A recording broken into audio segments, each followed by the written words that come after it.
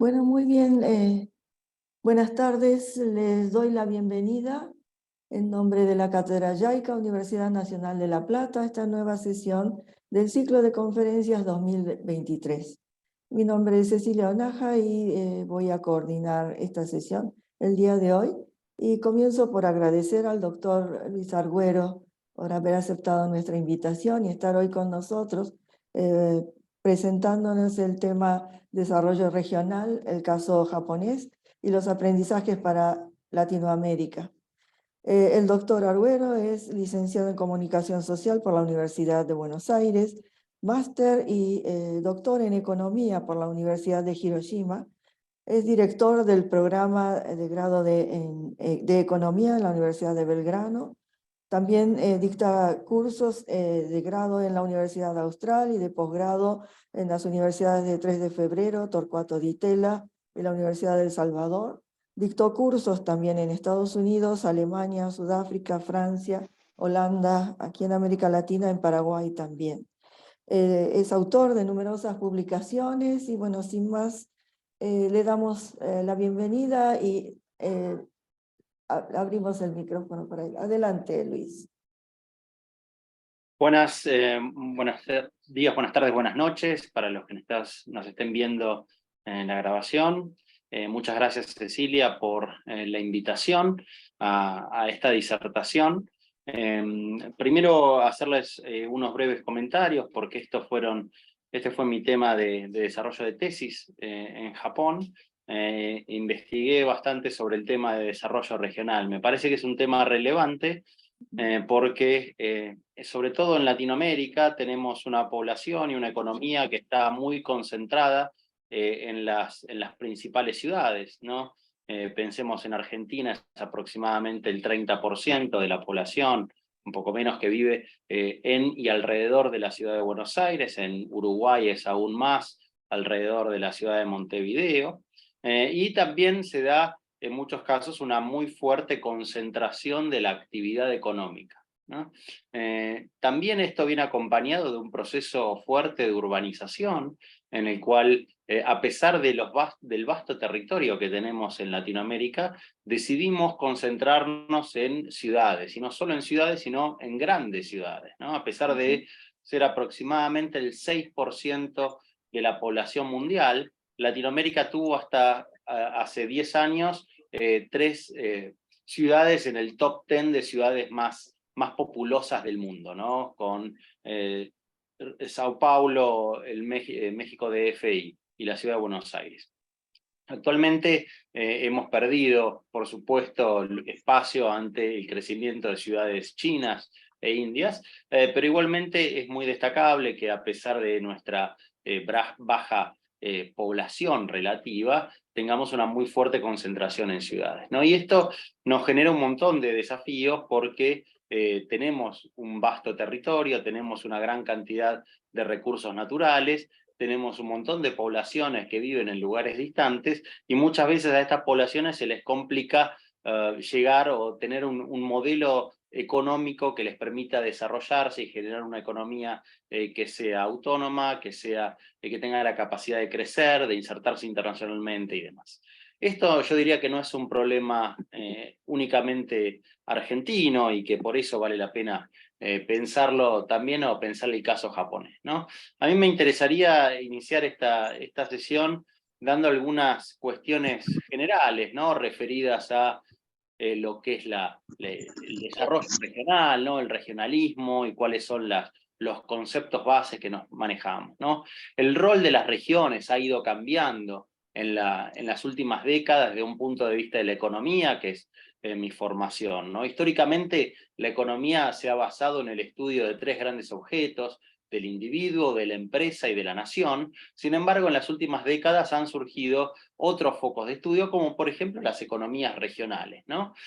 Han surgido estos estudios porque a partir de los estudios prácticos, nos hemos dado cuenta que una parte importante de las economías de las naciones tiene una concentración geográfica, y que esta concentración geográfica responde a diferentes patrones que tienen esas regiones. Por supuesto, estamos hablando de historia, estamos hablando de disponibilidad de recursos, pero en las sociedades más avanzadas estamos también pensando en estrategias de desarrollo, de inserción, de desarrollo tecnológico, de emprendedorismo y demás, ¿no? Entonces, es una cuestión que va avanzando en su complejidad y que también va de la mano de los cambios que ha habido en nuestra historia, ¿no? Desde el paso o la salida del fin de la energía barata, que tuvo un importante impacto tanto en Japón como a nivel global, pasando por el desarrollo de las tecnologías de información y comunicación, ha habido un lento paso hacia lo que hoy llamamos la economía del conocimiento, ¿no? Donde ya la posesión mera de ciertos recursos naturales no nos asegura tener una economía que sea pujante, que sea creciente, que esté entre las principales del mundo, ¿no? Y esto nos presenta diferentes desafíos, porque también, digamos, el mundo ha ido adaptándose a través de diferentes estratagemas hacia una mayor conectividad, hacia una mayor interdependencia, a través, por ejemplo, del desarrollo de cadenas globales de valor, ¿no? Entonces, esto ha generado que cada vez el mundo esté más globalizado, cada vez haya un incremento tecnológico en la producción y en los productos finalizados que nos ponen determinados desafíos, ¿no? Sobre todo pensándolo desde un punto regional, si entendemos como región a aquellas áreas que están adentro de un país, ¿no? Cuando hablamos acá, vamos a hablar de región, vamos a hablar de localidades dentro de un país, ¿no? Entonces, también tenemos que pensar que esto que les comentaba de la práctica y de los estudios que marcaron que de alguna manera la innovación, la actividad económica se concentra en diferentes o en particulares lugares del mundo, también vino acompañado de el desarrollo, crecimiento, surgimiento de áreas específicas en el mundo que se han establecido como referentes en tema de innovación. Y que Japón no es menor, ¿no? A partir de, por ejemplo, el desarrollo de Tsukuba. También hablamos de Silicon Valley como el gran paradigma de región innovadora, y que líder en su sector y ampliamente reconocida a nivel internacional, ¿no? Esto lo podemos pensar desde varios puntos de vista. Uno de los puntos de vista puede ser como una gran amenaza, porque al fin y al cabo hay un desarrollo muy fuerte de las economías urbanas, donde la ciudad atrae por la conectividad, la infraestructura, el talento que se acumula en las ciudades, pero también como una oportunidad para que las economías regionales puedan aprovecharse de ese crecimiento y repensar sus estrategias de crecimiento pensando ya en una inserción internacional.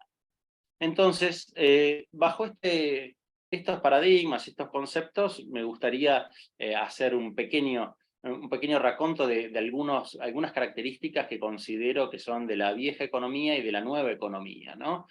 Porque la forma organizacional de estar integrada verticalmente pasa a ser de redes horizontales, ¿no? Donde la colaboración, la cooperación entre diferentes actores que participan en la actividad productiva va a ser fundamental, ¿no? Esto de la competencia, el secretismo que tradicionalmente existía en la economía industrial o en la producción industrial, va a tener otra lógica actualmente donde se busca que las personas, las compañías, las instituciones compartan su conocimiento, que puedan colaborar. Después vamos a ver que esto, por ejemplo, juega un rol muy importante en lo que son las estrategias de innovación en Japón, ¿no? Donde se da una colaboración muy fuerte entre el sector público, el sector privado y el sector universitario.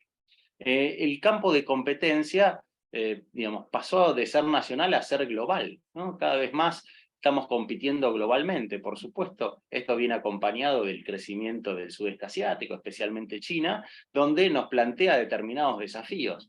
Ya es muy difícil competir por costos, ¿no? Pensemos que aproximadamente el mundo tiene 8.000 millones de personas, más o menos, de los cuales 1.200, 1.300 viven en el mundo desarrollado, aproximadamente 6.700 millones de personas viven en el mundo en vías de desarrollo o subdesarrollado. Entonces, corolario de esto es, siempre va a haber alguien dispuesto a hacer nuestro trabajo por un costo laboral menor. O sea, hay una amplia disponibilidad de mano de obra esparcida por el mundo, y esto genera determinados desafíos para las economías que tradicionalmente se han basado en la provisión de una mano de obra barata o en sus costos laborales. Cada vez va a ser más difícil competir internacionalmente por el costo, pero a la vez surge una nueva opción u oportunidad a partir del poder competir por el desarrollo de productos diferentes.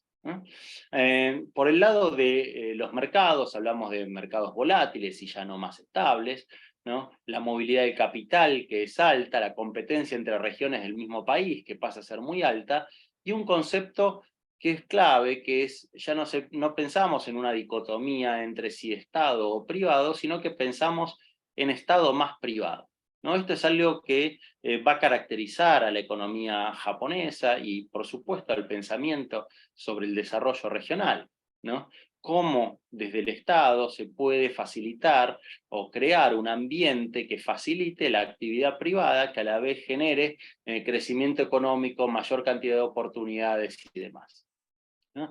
Después hay también algunos impactos sobre, por ejemplo, las características del trabajo y la mano de obra, ¿no? ¿Qué se necesita? Bueno, se necesita tener la posibilidad de aprender conocimientos nuevos, de adquirir herramientas nuevas, del aprendizaje continuo, ¿no? Esa idea de las personas que trabajan, estudian, luego se retiran del estudio, empiezan a trabajar y continúan en la misma empresa o van cambiando de empresa sin volver a aprender herramientas nuevas, es algo que ha perimido, ¿no? Cada vez es más o más las capacidades de aprendizaje, esa hermosa palabra que en inglés es knowledgeable, ¿no? Que tiene la capacidad de adquirir conocimiento. El trabajador son más buscadas, de hecho, dentro de los trabajadores, especialmente en estas industrias basadas en el conocimiento, o servicios basados en el conocimiento, que han crecido importantemente en estas últimas décadas, ¿no?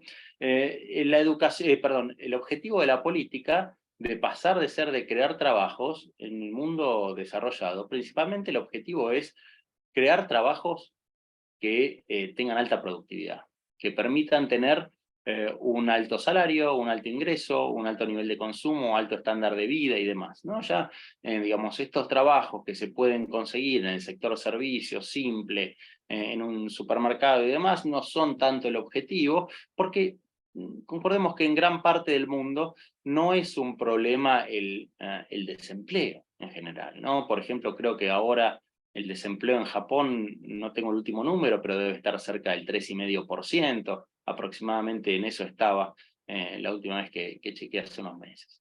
Entonces, no es un problema grande, sobre todo en, por ejemplo, economía de Estados Unidos o Alemania, a pesar de su alto costo laboral, ¿no? Entonces, el punto es qué producen que les permite tener ese nivel de empleo y ese nivel de salario, ¿no? Y por otro lado, querría hacer algunas, ya pasando esto, después lo pueden revisar, hacer algunos comentarios sobre cuáles son las definiciones que nos da la teoría sobre lo que es el desarrollo regional y destacar tres grandes bases o conceptos que me parecen importantes. Blakely decía en 1994, el desarrollo regional es un proceso en el cual gobiernos locales buscan estimular o mantener la actividad comercial y productiva y el empleo. La meta principal del desarrollo local es estimular las oportunidades de empleo en sectores que mejoren la comunidad usando recursos humanos, naturales e institucionales existentes. Maleki decía, el crecimiento económico regional depende a veces críticamente en aspectos que son comprendidos solo cuando son comparados con otras regiones o naciones, ¿no? Este tema de la comparación es una clave de la economía, ¿no? Siempre estamos comparando, por ejemplo, el crecimiento implica comparar el nivel de una economía en un año contra lo que fue el año anterior, ¿no? Y por otro lado, Stimson dice el desarrollo económico local depende de recursos y procesos disponibles que resulten en el desarrollo sustentable y los efectos económicos deseados en una región y que van de la mano con los valores y expectativas de los comercios, residentes y visitantes de la región.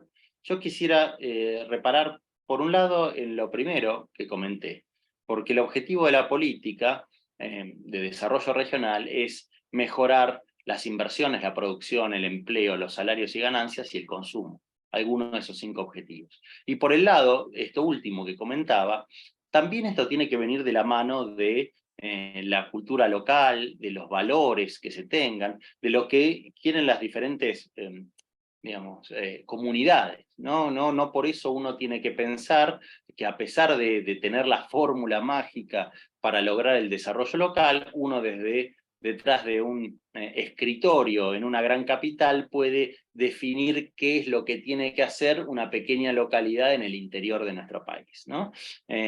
Habrá que considerar ciertos aspectos locales, ¿no? En algún caso, en Argentina, por ejemplo, me ha tocado de presenciar donde se debatía sobre la instalación de una fábrica y decían, bueno, pero va a haber un parate para poder dormir una siesta, ¿no? Para los trabajadores, porque bueno, eso es parte de lo que, de la cultura local, poder dormir la siesta, ¿no? También en Asia, ante una discusión sobre los subsidios que recibe la región de Tíbet, ¿no? En China, había una discusión entre un tibetano y un chino, y estaba esta discusión fuerte sobre el tibetano, el de China, del gobierno le decía, ustedes deberían estar contentos porque gracias a nosotros ustedes son ricos. Y el tibetano le dijo, ¿quién dijo que nosotros queremos ser ricos? ¿No? Hay un tema ahí que tiene que ver con los valores, con la cultura, que uno tiene que adaptarse a lo que allí vale. Y por eso también es que esto yo diría que es un arte, ¿no? Porque a pesar de uno haber descubierto determinada evidencia con la experiencia, haber aprendido determinadas herramientas para utilizar determinadas estrategias, uno siempre tiene que adaptarse a la cultura local, a las características locales, a las expectativas, ¿no? No hay nada más trillado que hablar sobre la reproducción del sistema de Silicon Valley en algún lugar, y no hay cosa que haya fallado más que el intento de reproducir el sistema de Silicon Valley en algún lugar. Entonces, ya pasando a Japón, me interesaría hacer un muy breve raconto de Japón de la historia y de su economía para avanzar ya en el tema sí, de desarrollo regional, ¿no? Japón estuvo en aislamiento durante más de 200 años, tuvo una apertura forzosa, lo que implicó la caída del shogunato y la centralización, ¿no? Pensemos que estaba separado en diferentes áreas de acuerdo a los feudos que existían, ¿no? A partir del siglo XX se una expansión por los recursos a través de todo del sudeste asiático, y con la guerra, la derrota y la reconstrucción japonesa, Japón inicia una nueva etapa a través donde se va a basar en su producción industrial, que venía en parte, ¿no? En gran parte, venía ya por supuesto, desde principios de siglo, o mismo desde el comienzo de la Revolución Meiji, en la segunda parte del siglo XIX, con un desarrollo mucho más fuerte que el que tenía la región, ¿no? Esta fuerte tradición industrial que le permitió al principio producir localmente, luego exportar, luego ser líder en algunos sectores a nivel global, le permitió, o sea, estaba basado en un sistema simple de mirar, copiar, repetir y mejorar, ¿no? Las 4 bases de cierta mentalidad japonesa, ¿no? Se da también a partir del desarrollo japonés. Vamos a ver que en un principio este desarrollo, pensándolo desde la territorialidad, se basó en 3 grandes regiones metropolitanas, ¿no? En Tokio, en Osaka y en Nagoya, ¿no? Las 3 regiones, grandes 3 regiones metropolitanas, que incluyen también otras prefecturas, otras ciudades por allí, digamos, fue la clave o el eje donde se basó, y de hecho fue donde se dieron las primeras obras de infraestructura.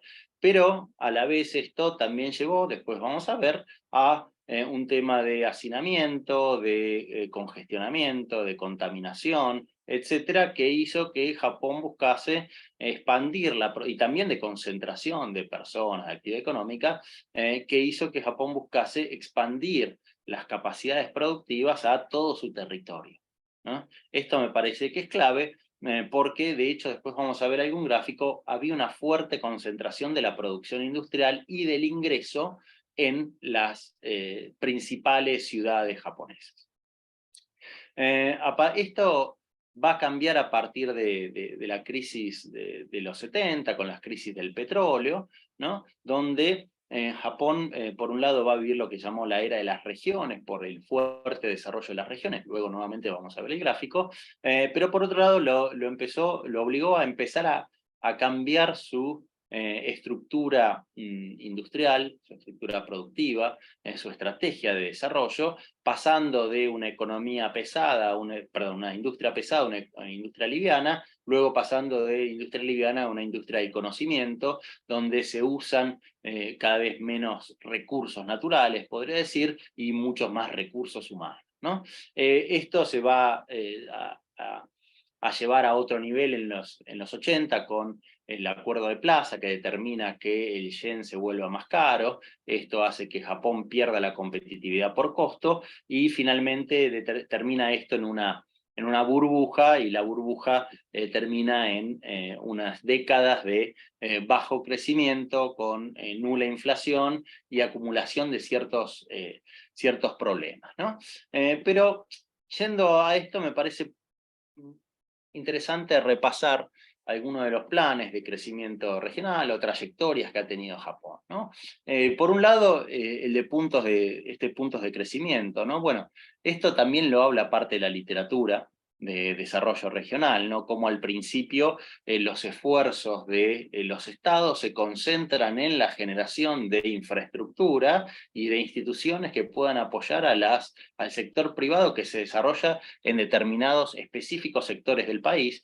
En Latinoamérica en muchos casos es especialmente en las capitales, pero hay de todo tipo de ciudades, y esto hizo que Japón se desarrollara muy fuertemente en la zona de Osaka, Tokio, Nagoya, ¿no? Sin embargo, como les decía, esto llevó a problemas de congestionamiento, problemas referidos a la alta movilidad de personas desde las regiones periféricas hacia las regiones centrales, ¿no? Lo que determinó un cambio de postura dentro del gobierno hacia facilitar la posibilidad de producción en el interior japonés, ¿no? Esto se hizo a partir de grandes planes de desarrollo territorial, de infraestructura, de apertura de nuevos puertos, nuevos aeropuertos, de la expansión del Shinkansen, del ferrocarril, a través del establecimiento de, por ejemplo, políticas como el mínimo nacional, ¿no? La posibilidad de tener determinados estándares, esté uno donde esté dentro del territorio japonés, y por el otro lado también a partir de el establecimiento de, por ejemplo, el Ministerio o el Plan de Desarrollo de Ciencia y Tecnología, que recién se da a partir de los años 80, digamos, no es algo tan antiguo, y por otro lado, a partir de políticas como esta que a los argentinos nos suena conocido el nombre de Tecnópolis, ¿no? Justamente de desarrollo industrial regional, ¿no? Esto va a llevar a un auge de las regiones en los años 70, que va a ir mermando poco a poco a partir de los años 80, pero que sin embargo se mantiene un muy fuerte nivel hoy de balance en el ingreso que hay entre las regiones más ricas y más pobres, ¿no? Que esta es una de las características de Japón, diría yo, ¿no? Porque justamente esta palabra del balance, de la armonía, ¿no? Está también detrás, filosóficamente, llamémosle, de estas políticas que buscan un desarrollo o un crecimiento económico que sea parejo en todo el territorio, para poder darle un mejor nivel de vida a la persona que está en la gran ciudad y que está en el INACA, ¿no? Que está en las zonas rurales. Y esto me parece importante, porque también va a determinar qué rol tiene que jugar el Estado, ¿no? Y el Estado durante los años 90 fue un Estado que se basó sus políticas a partir de la explosión de la burbuja, del bajo crecimiento, a partir de la inversión o el gasto, llamémosle, en infraestructura, que en muchos casos sin una necesaria evaluación de cuál va a ser el impacto, de si va a tener un retorno a la inversión y demás, lo que, digamos, llevó a que se hayan construido muchos puentes a la nada, como se llama, que a pesar de agrandar la infraestructura, no tuvieron el impacto económico que algunos esperaban que tuviera, ¿no? Esto nos lleva a una de las primeras conclusiones, que es no siempre la infraestructura asegura que haya posibilidad de crecimiento en un determinado lugar, ¿no? Uno necesita mucho más que un puente, que mejores accesos, que un puerto o que una estación de ferrocarril. ¿Qué se necesita? Bueno, vamos a tratar de dilucidar algunas cosas a partir de estas presentaciones. Y esto fue cambiando en este siglo, ¿no? A partir de, digamos, la realización de que en realidad los planes, como toda buena política, no debe venir de arriba hacia abajo, sino que tiene que ir principalmente o básicamente de abajo hacia arriba, ¿no? Esto es, bueno, en vez de nosotros desde el gobierno central decirles cómo es que ustedes tienen que desarrollarse, les pido a las regiones que me digan, bueno, ustedes cómo se desarrollarían, qué cosas tienen, ¿no? Y cómo van a hacer para crecer, y después nosotros vamos a apoyar sus planes. Esto es el concepto que está detrás de los planes actualmente, ¿no? Hay una lenta pero firme descentralización de las políticas productivas, ¿no? Pero con un claro eje dentro de la producción privada, ¿no? Haciendo foco en las empresas, que son básicamente los catalizadores del crecimiento, ¿no? El Estado es un medio para ayudar al sector privado a desarrollarse. Fíjense cómo hubo fuerte caída de las diferencias de este gráfico. Lo que muestra es la diferencia de ingresos per cápita promedio entre las 5 prefecturas más grandes, más ricas, y las 5 más pobres dentro de Japón, ¿no? Fíjense cómo de alguna manera esto va cayendo muy fuertemente ya en la primera etapa de desarrollo, en la posguerra, y después cae fuertemente en los 70, y se mantiene en niveles relativamente bajos, con alguna subida y bajada, hasta que el último dato disponible, que es el de 2019, la diferencia entre las más ricas y más pobres es de 1,5 a 1,57, ¿no? Esto quiere decir que el ingreso per cápita promedio de las más ricas, si tomamos la más rica, que es Tokio, de hecho en términos per cápita es mucho más, pero cuando uno ya toma la segunda, tercera, cuarta, quinta provincia más rica de Japón, bueno, ya empieza ahí a uno a tener una idea mejor de cómo viene el balance, ¿no? Entonces, algo ha hecho bien, llamémosle, Japón, para tener este nivel de paridad, ¿no? En el ingreso. Me parece que es algo destacable. Es algo destacable también dónde empezó y dónde termina, ¿no? A pesar de que en las últimas 4 décadas no hay grandísimos avances, y fíjense que los números que había a fines de los 80 o hace 15 años han bajado a niveles mucho más bajos en la actualidad, ¿no? Vale decir también que esto tiene una estrategia internacional, ¿no? de inserción internacional, o que escapa a veces a lo local. Puramente ya nos vamos a meter en qué políticas de desarrollo local ha desarrollado Japón, digamos, una estrategia internacional que se basa en el desarrollo de la tecnología. Japón es uno de los principales productores de tecnología a nivel global, es uno de los países que más gasta en investigación y desarrollo. Actualmente está en el 3,5% de su Producto Bruto, ¿no? Lo que lo ubica en uno de los escalones más altos. Creo que el primero es Corea, en cerca de 5, luego está Finlandia, Israel, y en el cuarto puesto creo que está Japón. Entonces, realmente es algo que lo destaca, ¿no? Y esto se hace principalmente desde el sector privado. Es más del 70% de la inversión en investigación y desarrollo de Japón que se hace desde el sector privado, ¿no?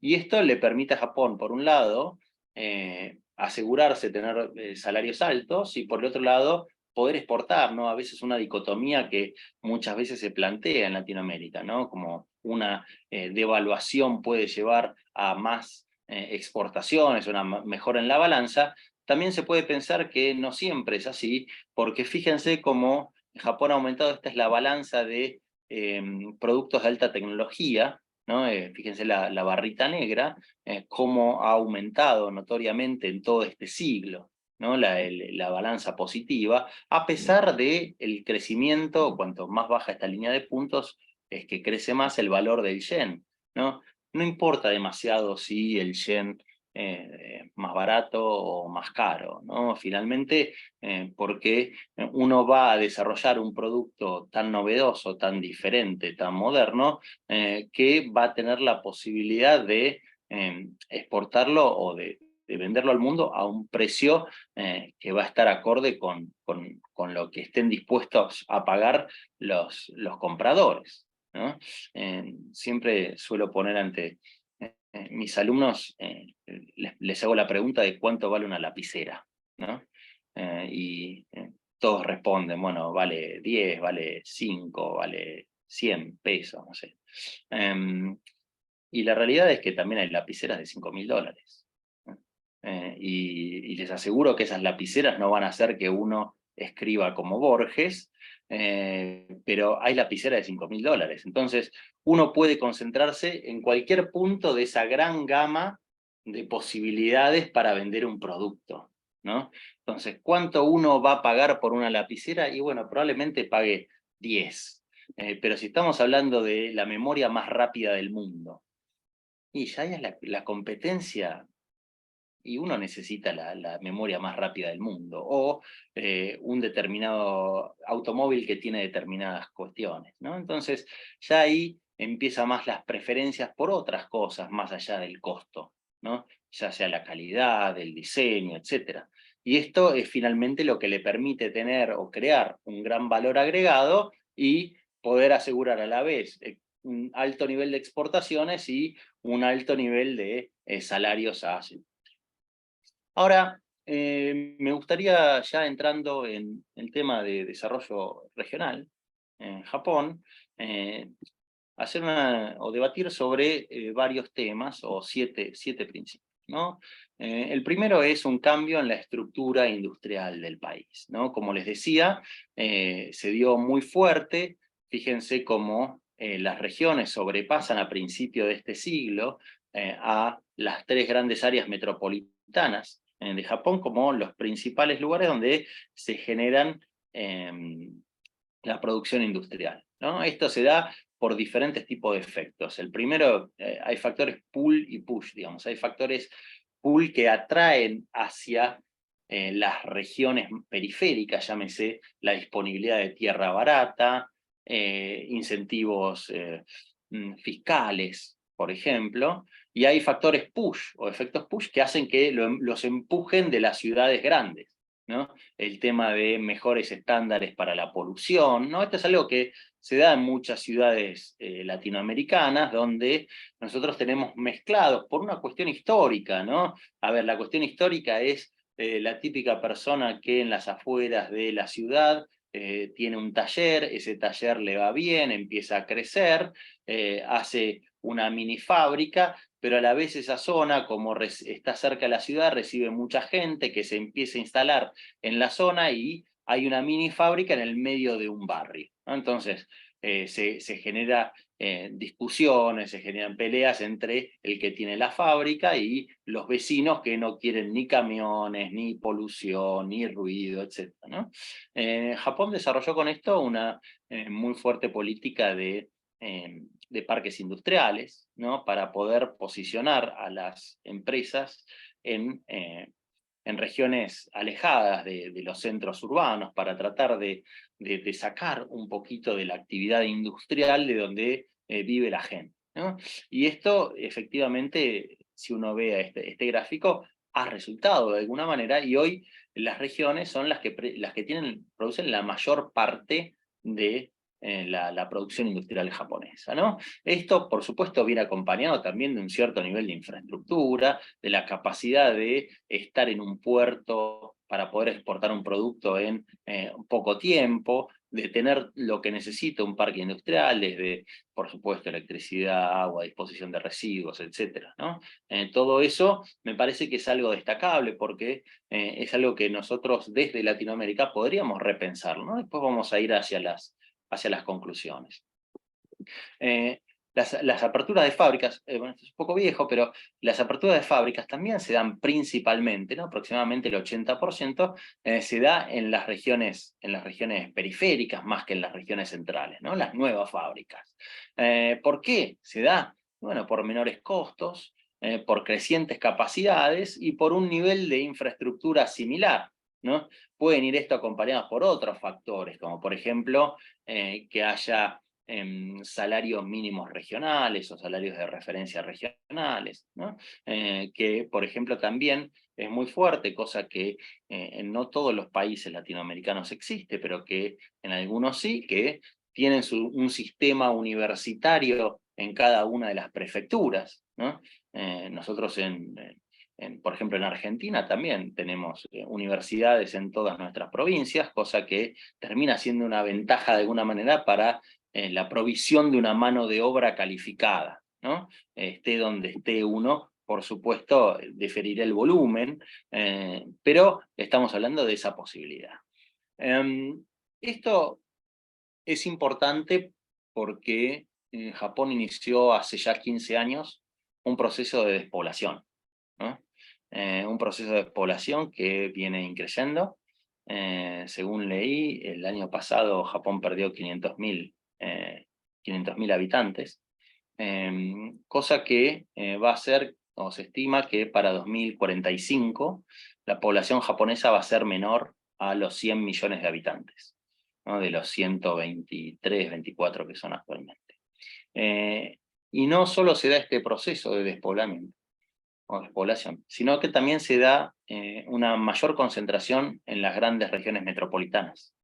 Las grandes regiones metropolitanas, especialmente Tokio, han ganado habitantes en estos últimos tiempos. Contrario a lo que sucede, entonces hay una fuerte salida de la gente, especialmente los jóvenes, desde las zonas rurales hacia las ciudades, desde las ciudades regionales hacia las ciudades centrales, ¿no? Por diferentes razones, por supuesto, por cuestiones de estudio, pero también por cuestiones de posibilidad de encontrar trabajo, de posibilidad de encontrar determinada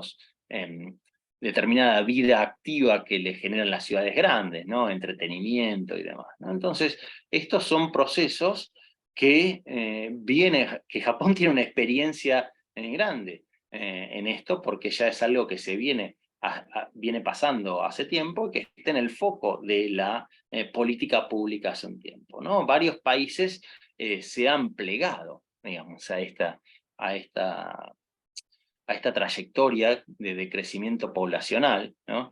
Corea empezó en el 2021 a perder población, China el año pasado perdió población, entonces es un fenómeno que se va a ir dando con mayor fuerza en un montón de países, incluyendo los países latinoamericanos que han bajado notoriamente su tasa de fertilidad y que por eso va a bajar en el largo plazo la población de nuestros países. Una segunda problemática que me parece importante, después vamos a ver algunas herramientas que ha utilizado Japón para resolver este tema. Nosotros hablamos sobre la economía del conocimiento, ¿no? Y dentro de la economía del conocimiento, uno de los puntos claves pasa por la creación de ese conocimiento, y ese conocimiento en muchos casos tiene una protección intelectual, ¿no? Tiene de la ley. Y esto se ve a partir de patentes, por ejemplo, ¿no? Y cuando uno analiza las patentes, uno ve que principalmente son las empresas que están basadas en las grandes ciudades metropolitanas las que generan las patentes, ¿no? Entonces, esto es un problema por la estructura misma de las compañías japonesas, en las cuales suelen tener filiales en varias partes del territorio japonés, pero o la actividad de investigación y desarrollo la realizan principalmente en Tokio o en las grandes ciudades, o cuando la generan en las regiones periféricas, luego la inscriben a través de su casa matriz en algún barrio de Tokio, ¿no? Entonces, esto genera un gran desafío, porque si nosotros decimos que la economía del conocimiento es importante, que generar conocimiento es fundamental, si la mayor parte del conocimiento lo van a crear empresas que están en las ciudades principales, ¿cómo hacemos para generar un esquema de desarrollo en aquellas ciudades o regiones que estén alejadas? Esto es más una pregunta que una respuesta que tenga una clara respuesta, ¿no? Una pregunta que tenga una clara respuesta. Por supuesto, tenemos que pensar que en Japón el I+D privado, como les decía, es mayor al 70%, que 3/4 del I+D de investigación y desarrollo es hecho por grandes compañías, ¿no? Japón tiene un montón de grandes compañías que tienen esta actividad y que por eso se da esta concentración. Bueno, también tenemos que pensar que como una tercera pata, el Estado balancea, ¿no? Esta disparidad de alguna manera, porque los grandes gastos en institutos públicos de I+D, ¿no? Ya sea desde el punto de vista de gastos o de empleados, van a estar en las regiones, ¿no? Fíjense que en empleados son 2/3, también como en gastos, 64 y 67%, ¿no? Que están principalmente en las regiones alejadas de las 3 metrópolis. De alguna manera esa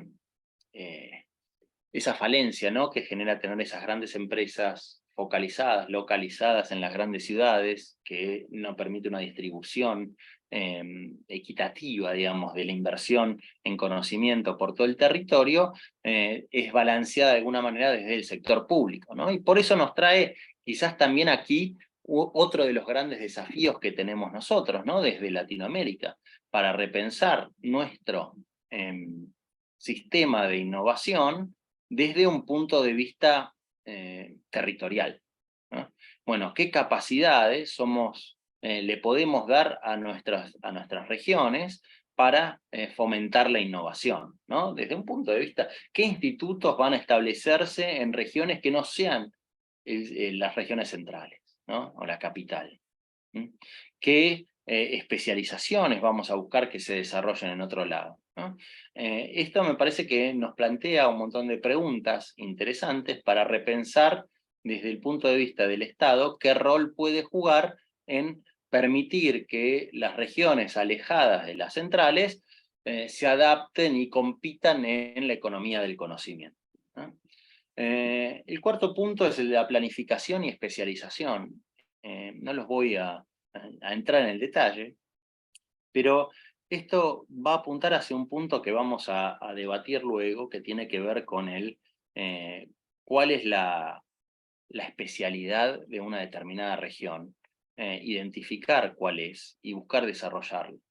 Este es uno de los programas de innovación regional de Japón, en el cual desarrollaron una serie de política de clústeres basado en las propuestas que hicieron las mismas regiones para desarrollarse, en el cual apuntan al desarrollo de determinadas tecnologías con la interacción entre el sector privado y el universitario, ¿no? Buscando justamente generar estas sinergias a fin de generar lo nuevo, ¿no? Entonces, nuevamente, aquel viraje que les había comentado, que había sucedido a principios de este siglo, de pensar desde arriba hacia abajo, pasa a ser un pensar desde abajo hacia arriba. O nosotros tenemos determinadas características. Por ejemplo, en la zona donde estaba yo, en Saijo, en Higashi Hiroshima, cerca de Hiroshima, era una zona que había sido tenía mucha tradición en la producción de sake, ¿no? De hecho ahí se genera un sake matsuri, un festival del sake muy interesante todos los octubres, pero esa capacidad le había hecho tener una determinada especialización en temas de, por ejemplo, en temas de fermentación, ¿no? Entonces, ahí se establece el Instituto Nacional del Brewery, ¿no? De Japón. Y esto, digamos, está relacionado con la historia, con las capacidades, pero también con el impulso que de alguna manera el Estado Nacional busca darle a una determinada región a partir del establecimiento, del envío de fondos, de las asistencias y demás, ¿no? La quinta base o punto que me interesaría discutir es respecto a la internacionalización, ¿no? Difícilmente podamos hablar hoy de economías que compitan o empresas que busquen competir nada más que localmente. las empresas que exportan o comienzan a exportar, en el corto plazo van a ser más productivas que aquellas que no exportan. Van a tener más posibilidades de agrandarse, de emplear más gente. Entonces, la búsqueda de mercados externos pasa a ser uno de los grandes objetivos de la política, no solo ya a nivel nacional, sino también a nivel subnacional, ¿no? A nivel de las prefecturas o de las provincias y a nivel local, ¿no? Entonces, ¿cómo nos insertamos internacionalmente? ¿Qué tipo de productos podemos generar? ¿No? Bueno, ¿cómo hacemos para producir para el mundo? Y esto no es algo, me parece que no es algo menor, ¿no? Y lo traigo a colación de un hecho que me parece muy interesante, que es que ustedes saben que Japón produce aproximadamente el 35% de las calorías que consume, ¿no? La mayor parte de las calorías las importa. Esto es un tema, por supuesto, que atraviesa un montón de puntos, desde la seguridad nacional, las capacidades productivas, cuestiones geográficas, historia y demás, ¿no? Entonces, Japón ha tradicionalmente dependido de la importación de alimentos. Ahora hace unos 10 años, Japón decide cambiar la mirada sobre como una constante amenaza como para una oportunidad. Entonces dijeron, vamos a explorar la posibilidad de que Japón exporte alimentos. Y algo que a nosotros nos parece quizás un poco raro, ¿cómo puede Japón, un país que depende de la importación de alimentos, ponerse a exportar alimentos? Y es muy interesante, después puede dar quizás pie para alguna otra charla, porque salieron a identificar, por ejemplo, los restaurantes japoneses, y identificaron 118.000 restaurantes japoneses alrededor del mundo. Y la pregunta era, ¿cómo hacemos para que esos restaurantes japoneses pongan efectivamente productos japoneses? ¿No? Ese es uno de los grandes desafíos. Una pregunta muy simple, ¿no? Basada en un hecho. Hay tantos restaurantes japoneses dispersos por el mundo que venden sushi, Bueno, ¿cómo hacemos para que tengan, por ejemplo, arroz japonés? Y darles una certificación a cambio. Que tengan un chef, o que tengan sake, ¿no? Efectivamente, las exportaciones de alimentos japonesas han aumentado mucho en estos últimos 10 años. Entonces, mirarse hacia adentro nada más no es una solución ni nacional, ni regional, ni local.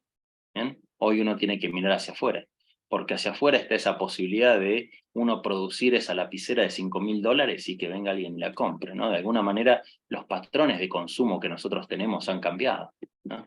El sexto punto, la base del debate que quería presentarles, es referido a la interacción. Esta interacción entre el sector privado, los gobiernos y el sector universitario, ¿no? Y esto es clave.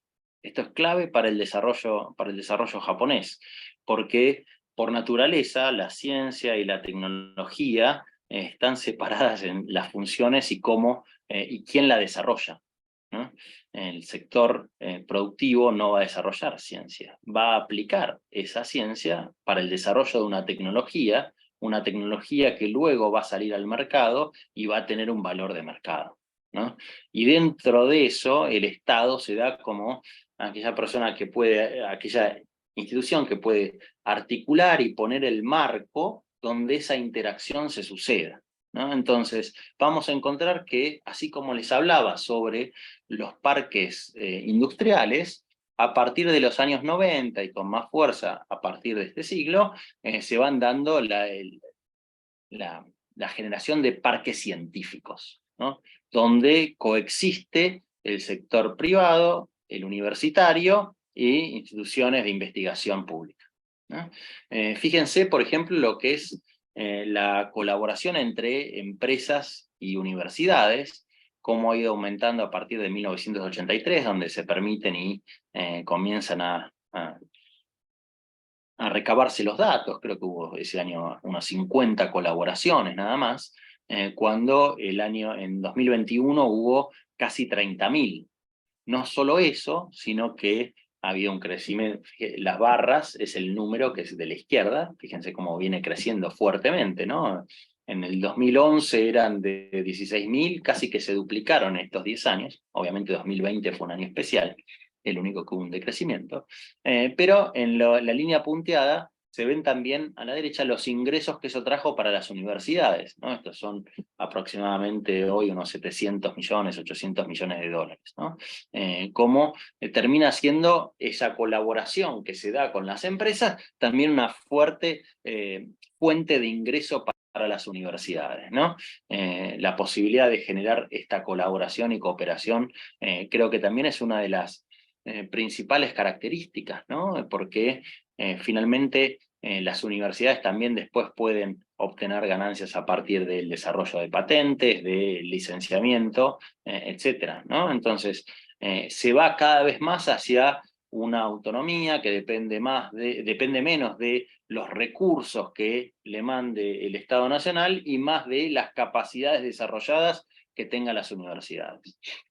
Y después, el séptimo punto es esto de apoyos varios o diversas estrategias y políticas desarrolladas que me parecen interesantes pensarlas.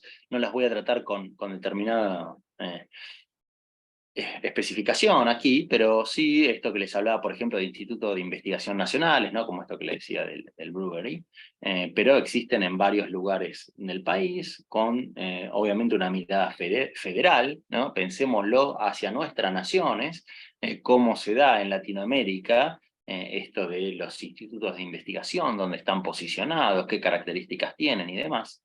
Los centros de promoción industrial, que suelen ser provinciales y que tienen un rol importante en el desarrollo, por ejemplo, de la calidad, el desarrollo de productos, ¿no? Tienen un tema ahí en general que tiene que ver, por ejemplo, con la provisión de maquinaria, ¿no? Pensemos que, por ejemplo, para una empresa, comprar una maquinaria para utilizarla para testear un producto, y es muy caro. Pero si estamos hablando que esa maquinaria puede ser provista por el Estado, ¿no? Y que a la vez le provee ese Estado a un montón de empresas que la van alquilando, y ahí sí tiene sentido, ¿no? Entonces eso de alguna manera favorece, por ejemplo. Los coordinadores tecnológicos, ¿no? Gente especializada en una región que sabe quién produce qué, dónde está, qué necesita y qué posibilidades hay de hacerle un match con alguien que tiene alguna empresa que tiene algo para ofrecer, ¿no? O ha desarrollado una tecnología. Esto también, por ejemplo, en la región de Hiroshima se había desarrollado con el Seeds and Needs, ¿no? En el cual había un macheo entre aquellos que tenían cosas para ofrecer y aquellos que tenían necesidades que suplir, ¿no? Entonces, esto son medidas, por supuesto, es compleja, se necesita un montón de información, recabarla, hacerle un seguimiento, pero termina redundando en a veces cuestiones que, hablando con gente especializada en cuestiones industriales, ¿no? Aquí en el área metropolitana de Buenos Aires, contaba sorprendida cómo había, por ejemplo, empresas que no conocían que ellos compraban de un proveedor que quedaba lejos y no conocían que tenían otro proveedor a 20 cuadras, ¿no? Muy cercano. Entonces, este tema que uno supone que las empresas deben saber quién produce qué, a veces es interesante pensarlo porque ese conocimiento no siempre está, ¿no? Esa información no siempre está y puede ser importante compartirla, ¿no? El apoyo para la propiedad intelectual, el desarrollo de propiedad intelectual, ¿no? Tenían asesores para tienen asesores para la para pedir una patente en todas las prefecturas, ¿no? Entonces, una empresa que está en una prefectura, no sé, por ejemplo, Shimane, que es una de las más pobres de Japón, puede tener acceso a una especialista que lo puede asesorar en cómo escribir una patente, un diseño, qué cuestiones necesita y demás, ¿no? Los centros de incubación, que en gran parte son parte también de estos parques científicos, que en muchos casos están desarrollados por las universidades, que lo que buscan es, de alguna manera, darle un lugar para que pueda desarrollarse un emprendimiento, y también conectarlo para la siguiente etapa de escalar ese modelo, si es que efectivamente pasa una primera etapa de desarrollo. Y la representación en el extranjero por región, ¿no? Esto es algo que a nosotros en general se nos escapa, pero que es algo muy común en muchos países, ¿no? En Japón es uno, Australia es otro y demás, como ya no es solo una cuestión de la promoción de los productos en el extranjero, una función delegada o primordial, digamos, del Estado Nacional, sino que pasan a ser también de actores regionales o gobiernos regionales que a través del establecimiento de consejos de negocios, misiones comerciales, ciudades hermanas, etcétera, lo que buscan es generar un mayor intercambio entre esas dos regiones, ¿no? Entonces, algunos de los puntos que me parecen importante destacar aquí como unas claves para llevarnos y luego pasar a algunas lecciones para Latinoamérica, llamémosle, ¿no? La inversión en conocimiento es geográficamente dispar, hay diferentes posibilidades de entrar en la economía del conocimiento, pero hay una descentralización de la inversión en I+D, y una inversión estatal en regiones, ¿no? Las universidades son importantes, porque al fin y al cabo el conocimiento está fragmentado, no lo tiene completamente nada, y se necesita de la colaboración a fin de lograr algo nuevo. Esta interacción se genera dentro de un marco donde permite que ambos actores obtengan ganancias de ser exitosa la colaboración, y que finalmente el objetivo es el desarrollo de productos y empresas. Cuando lo pensamos, estamos hablando de el desarrollo y explotación de recursos locales, uno de los objetivos que les había planteado al principio, que habla del desarrollo regional, ¿no? Y esto se genera en un marco de generar productos diferentes, como les decía, no ya por el tema de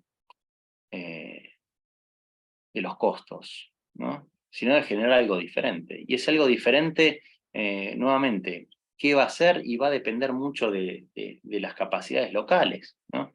¿Por qué no pensar que podemos desarrollar algo así nosotros en Latinoamérica, ¿no? Con la variedad que tenemos desde el punto de vista cultural, histórico, de capacidades, de recursos, ¿no?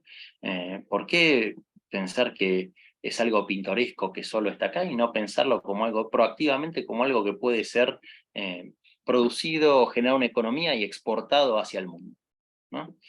Entonces, algunas claves que me parece importante pensar para Latinoamérica. La primera es pensar en el territorio. Cuando desarrollamos o pensamos una política de desarrollo, tenemos que pensar en el territorio. ¿Qué cosas se necesitan? ¿Qué infraestructura tenemos? ¿Hacia dónde vamos a apuntar para que se desarrolle una economía regional, ¿no? Nuevamente, el caso japonés muestra que la primera etapa de desarrollo basado en las regiones más ricas fue muy fructífera, fue exitosa, pero en el mediano plazo trajo problemas, ¿no? Unos problemas que en el largo plazo se solucionan con una mayor federalización, llamemos así, de la infraestructura, de los recursos, del desarrollo de capacidades. Bueno, pensemos en el territorio. El segundo es identificar y desarrollar la diferencia, la unicidad. Bueno, ¿qué es lo que hace a una región diferente de la otra? Las capacidades que tienen las personas en esa región que son diferentes de la otra. Si todos hacemos lo mismo, va a ganar el que más barato sea. El tema es que no todos hacemos lo mismo, ¿no? Entonces, bueno, ¿cómo hacemos para identificarlo? ¿Cómo buscamos esa unicidad? ¿Cómo desarrollamos eso en un producto y cómo finalmente lo comerciamos, ¿no? Tercero, el desarrollo local, ¿no? Es algo no menor, es algo que no he hecho mucho hincapié, pero es algo que es cada vez más importante dentro de Japón. ¿Cómo hacer que las personas se queden en sus lugares? ¿Cómo hacer que se sientan atraídas a quedarse en el lugar donde viven, a atraer a gente que vive en otros lugares y no continuar con esta lógica de migración interna hacia las ciudades grandes? ¿Cómo hacer para pensar en una estrategia productiva que genere empleos, ¿no? Y bueno, hay muchos casos donde uno puede pensarlo, por ejemplo, a través del turismo, ¿no? El turismo local, ya pensando en algo no solo regional o provincial, ¿no? Como llamen a la unidad subnacional, sino a la subregional, ¿no? Desde, por ejemplo, el turismo rural, ¿no? Etcétera, el desarrollo de productos específicos, ¿no? Como JICA bien sabe a través del OBOP, One Village, One Product, ¿no? Un pueblo, un producto. El siguiente punto es la unión con universidades, ¿no? Y con universidades no me refiero nada más a el desarrollo de la altísima tecnología, ¿no? Las tecnologías más simples a veces también pueden, los productos más simples también pueden tener un alto contenido tecnológico. En su momento me acuerdo que se había desarrollado un sistema con ultrasonido, Hiroshima estoy hablando, para medir el nivel de dulzura de los suica, ¿no? El watermelon, ya no fue la palabra, de las sandías, ¿no?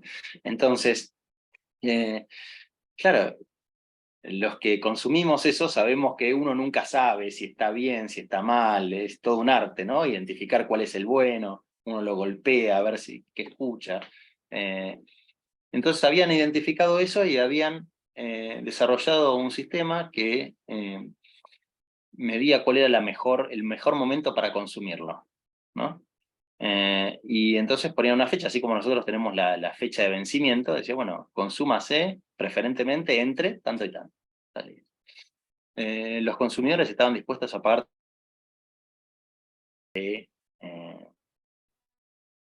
ahora sí. No hablamos ya acá de Perdón, se me cuestiones cortó. muy avanzadas, sino de cuestiones lógicas, ¿no? Pequeñas. Un sólido sistema de apoyo de información, ¿no? Que esto uno suele dar por hecho, pero que es necesario, qué tipo de producción hay, cómo hacer que la producción local gane en calidad, ¿no? Cómo hacer que generen o tengan los certificados necesarios para poder exportar, que tengan determinada información sobre el mercado, sobre tendencia de consumo y demás, ¿no? Y pensar hacia afuera, ¿no? Con esta onda que yo llamo de un sibaritismo global, ¿no? Donde hemos digamos, avanzado nuestros consumos hacia niveles donde eran impensados hace 20 años, ¿no? Recuerdo antes de ir a Japón que hablaba con mis amigos y les decía de sushi y no tenían ni idea de qué era el sushi, y hoy en la ciudad de Buenos Aires hay más delivery de sushi que de pizza, ¿no? Entonces, estos consumos, estos patrones de consumo cambian y cambian muy rápido y generan grandes oportunidades porque el mundo está, o los consumidores a nivel global, estamos buscando nuevas experiencias, ¿no? Esa cosa que se ve claramente en las redes sociales, ¿no? El tema de la experiencia diferente, única, que se quiere mostrar, más allá de la experiencia personal, también el hacia afuera, ¿no? De alguna manera, las grandes preguntas que nos tienen que atravesar acá y que han atravesado al desarrollo regional japoneses, qué nos hace diferentes, ¿no? ¿Qué recursos tenemos? ¿Mm? ¿Cómo los podemos desarrollar, mejorar? ¿No? Y sabemos que esto es algo que lleva mucho tiempo, ¿no? Lleva mucho tiempo, lleva mucho esfuerzo, lleva recursos, ¿no? Lleva tiempo, determinación, estrategia, resiliencia, algunas palabras que se me ocurrieron, ¿no? Respecto a qué cosas se necesitan. Y estas son cosas que a veces en Latinoamérica no nos sobran, ¿no? Que buscamos soluciones mágicas, quizás algunos estén esperando que les diga la solución mágica para trasladar el modelo de desarrollo regional japonés hacia Latinoamérica.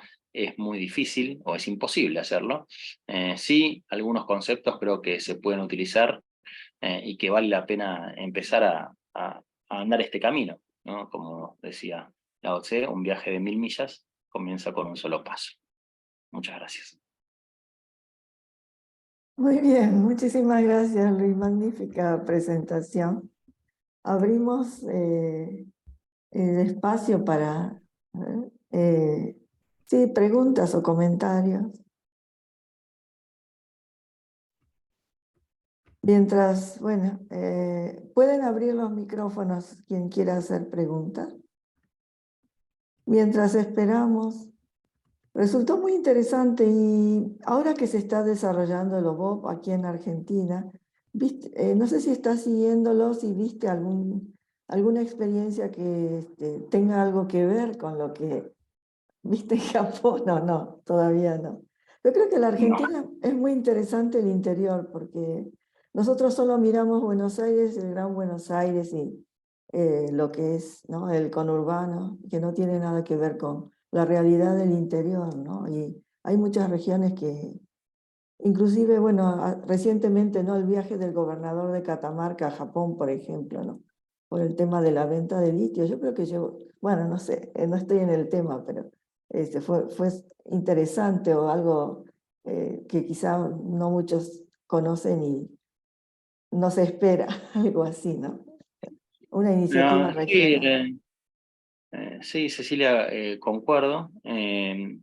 Si bien en los casos específicos de Lobopa acá en Argentina no tengo el conocimiento actualizado, Ujú, sí que al haber estado ujú, en casi todas las regiones argentinas, creo que también es una característica latinoamericana, ¿no? Donde uno se encuentra que uno cuando viaja se encuentra con un montón de productos que lo sorprenden, y a la vez con productores que tienen muy poco conocimiento sobre el desarrollo de producto, la comercialización, que no tienen los recursos para poder escalar ese producto que generan de manera artesanal, quizás con miembros de su familia, quizás ya también inclusive productos de mediana escala, ¿no? ujú. Donde, bueno, por supuesto para poder llegar al mercado global uno necesita una determinada inversión y no es que en Latinoamérica nos sobren los recursos a veces como para poder financiar esas cuestiones, ¿no? Entonces,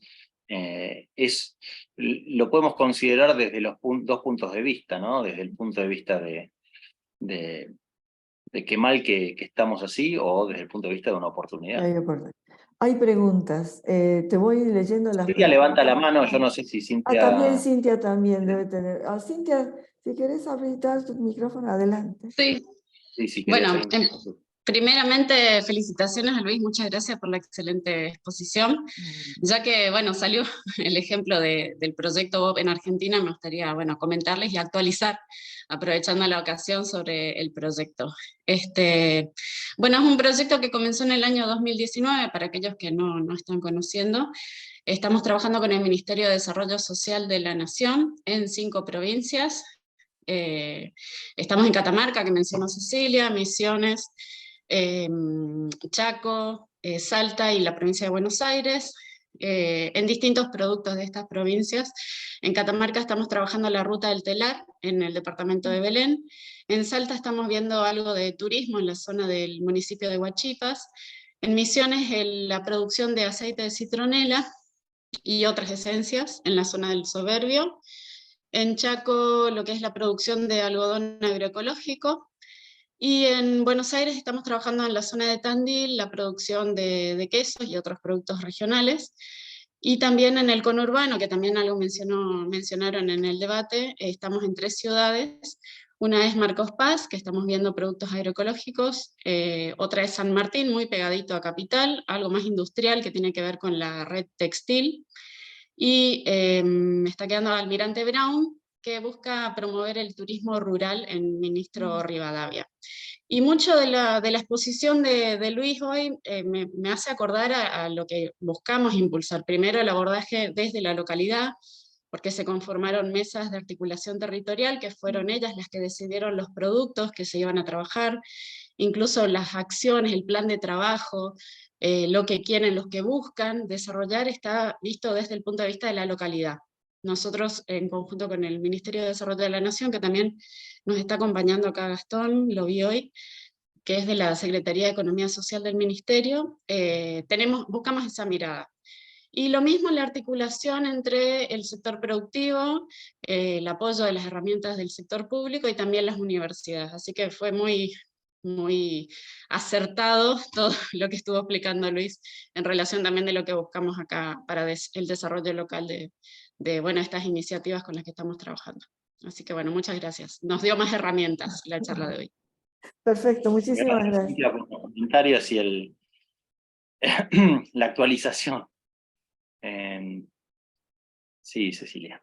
Ay, perdón, no. Están en el chat las preguntas. Bueno, una es un comentario muy buena y completa exposición. Quería preguntarle, teniendo en cuenta el modelo de desarrollo regional japonés, ¿cómo puede aplicarse a un recurso tan valioso y estratégico como el litio en la actualidad en la Argentina? Bueno, ya se habló un poco, pero no sé si querés ampliar. Me parece que está un poco lejos, ¿no? Porque Japón no se ha caracterizado por tener una amplia disponibilidad de algún mineral o de algún recurso natural que efectivamente le permitiese tener una alta inserción internacional, ¿no? De hecho... Perdón, está hablando de la Argentina, ¿no? Sí, pero Perdón. pensando no desde la historia japonesa o mismo Ah, del desarrollo histórico japonés, mm, digamos, no ha tenido esos recursos naturales como sí tenemos nosotros, ¿no? Quizás pensar en los recursos naturales y en cómo desarrollarlos, qué tipo de economía generar alrededor de ellos, quizás el caso japonés no es el mejor, ¿no? Porque, como decía, no han tenido un notable desarrollo de grandes recursos naturales. Japón es muy limitado, es el principal importador de energía, creo, a nivel global, por lo menos de gas lo es, porque no tiene los recursos internamente, también de minerales. Entonces, digamos, nosotros tenemos esa ventaja, podemos decir, pero hay que saber aprovecharla, ¿no? Entonces, me parece que nos queda me queda también como cosa a pensar, cómo pensarlo desde el punto de vista japonés, teniendo en cuenta estas características históricas. mm. Y lo otro es un comentario, dice, excelente presentación, Juan Facundo Carcedo. Excelente presentación, muchas gracias. Agregaría los grandes acuerdos y consensos en torno a los 7 puntos que mencionó el doctor Arguero, que los convirtieron prácticamente en políticas de Estado con el paso de los años. Fue un comentario nada más, pero no sé si quieres agregar algo. Sí, a mí me parece interesante el término de políticas de Estado y de cómo pasan los gobiernos, y hay ciertas líneas. También Japón es particular, ¿no? Porque, digamos, por su organización política, ¿no? Y la dominancia de un mismo partido político. Sin embargo, hay ciertos lineamientos que sería interesantes pensarlos, ¿no? Por ejemplo, esta idea de desarrollo o fomento a la investigación y desarrollo, ¿no? Y una política de ciencia y tecnología, porque es algo fundamental para un país, que lo tienen todos los países desarrollados, pero que obviamente en Latinoamérica suele ser una de las últimas prioridades, porque es lógico también, ¿no? O sea, tenemos un montón de la población viviendo en la pobreza y quizás el pensamiento de largo plazo de una política se ve subsumido ante la necesidad de corto plazo más básica de nuestros ciudadanos. Entonces, siempre creo que nuestros gobernantes van a tener ese incentivo a dejar el largo plazo de lado y pensar en el corto plazo, y creo que podría tomarse el ejemplo japonés para decir, bueno, finalmente lo que tenemos que lograr es, a través del tiempo, mantener una cierta línea para en el final empezar a ver los resultados que van a ayudar a combatir ese problema que tenemos hoy de corto plazo. Solucionar eso, ¿no? Sí. Bueno, muy bien. ¿Alguna pregunta más o comentario más? Me parece que no. Bueno, hay muchas cosas para charlarlas y creo que da lugar a otros encuentros más extensos y delimitando quizá hay temas que dan para desarrollarlo de modo más extenso. Así que ya queda la invitación abierta para un próximo encuentro, abusando de tu generosidad, Luis. Más que abierto. Te Silvia, muchas gracias por la agradecemos. invitación. Bueno, si no hay más preguntas y les parece bien, terminamos entonces nuestra sesión. Muchísimas gracias. Muchas gracias por participar. Y bueno, el siguiente encuentro será en 2 semanas, les llegará la información. Bueno, buenas noches y muchas gracias.